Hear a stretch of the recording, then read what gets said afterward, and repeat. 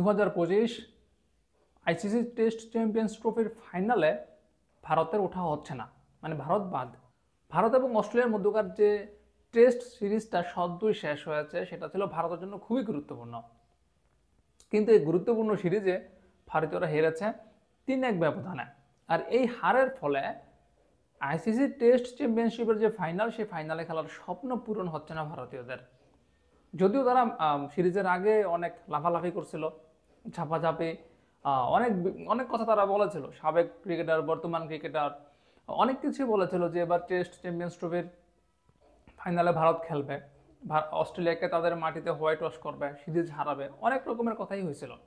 তবে সব কিছুকে আসলে ওই যে ভারত যেমন মুভিতেই সব কিছু পারে, তেমনই এখানে মাঠের বাইরেই সব কিছু পারছে, এবং সেটা সিরিজের আগে। সিরিজের পরে আর কিছুই নাই। ভারত টেস্ট চ্যাম্পিয়ন্স ট্রফি ফাইনালে খেলা হচ্ছে না ভারতের, সেখানে খেলবে অস্ট্রেলিয়া এবং দক্ষিণ আফ্রিকা।